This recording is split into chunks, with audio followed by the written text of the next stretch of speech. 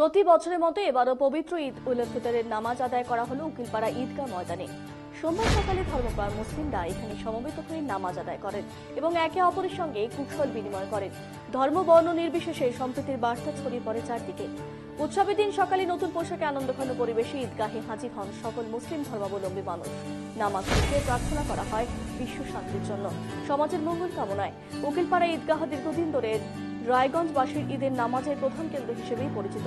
প্রতি বছর এখানেই শহরের হাজারো মানুষ একসঙ্গে নামাজ পড়তে আসেন, যা ধর্মীয় সৌহার্দ্যের এক উজ্জ্বল দৃষ্টান্ত। এদিন পৌরসভার প্রশাসক সন্দীপ বিশ্বাস ঈদগাহ পরিদর্শনে আসেন এবং উৎসবের শুভেচ্ছা জানান। তিনি বলেন, ঈদ মানেই ভ্রাতৃত্ব, ভালোবাসা ও মিলনের উৎসব। এই উৎসব সকলের মাঝে সম্প্রীতির বার্তা বহন করে আনে।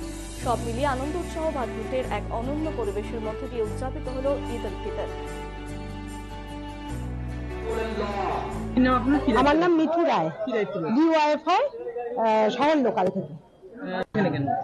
সর্বধর্ম সমন্বয়কে সামনে রেখে মমতা বন্দ্যোপাধ্যায়ের অনুপ্রেরণার মধ্যে দিয়ে আমরা রায়গঞ্জ পৌরসভা পরিবার প্রতিবারের ন্যায় এবারও মুসলিম সমাজের এই ধর্মচারণের ক্ষেত্রে আমরা একটি ভূমিকা পালন করে থাকি।